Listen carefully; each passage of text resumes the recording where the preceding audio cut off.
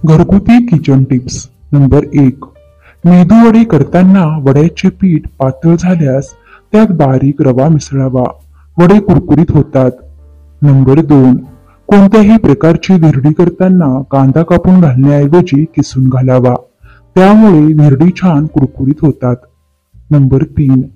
ताक आंबट होऊ नये म्हणून त्यात भरपूर पाणी घालून ठेवावे. वाढायच्या वेळी वरचे पाणी ओतून घ्यावे. ताक आंबट होत नाही. नंबर 4. छोले करण्यासाठी चणे रात्री भिजत घालण्यापूर्वी त्या पाण्यात सोडा घालण्याऐवजी 4-5 वेळा तुरटी फिरवावी.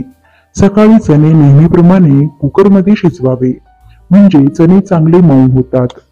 नंबर 5. ताकाची कढी केल्यावर कधी कधी फाटल्यासारखे वाटते, तेव्हा 15 ते 20 शेंगदाण्यांची मिक्सरमध्ये पेस्ट करून ताकात मिसळावी. नंतर कढी करावी. असे केल्यास कढी फाटत नाही. पहिली उकळी आल्यावर गॅस बंद करावा. नंबर 6. काही भाज्या चिरल्यानंतर हाताला काळे डाग पडतात आणि ते लवकर जात नाहीत. भाजी चिरण्यापूर्वी हाताला व्हिनेगर चोळावे.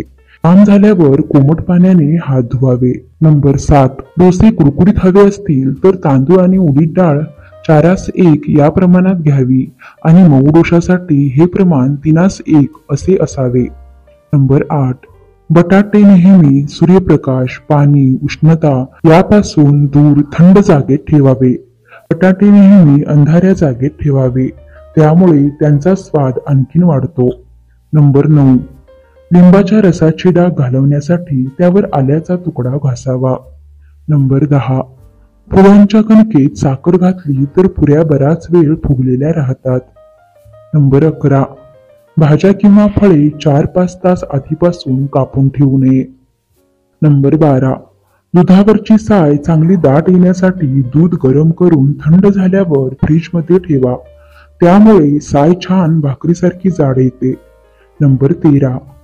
फ्रीजमध्ये खूप वास येत असेल तर एका बाउलमध्ये लाकडाचा कोळसा भरून ठेवा. त्यामुळे फ्रीजमधील वास गायब होईल. मित्रांनो, व्हिडिओ आवडल्यास व्हिडिओला लाईक करा, शेअर करा आणि सबस्क्राईब करा. धन्यवाद.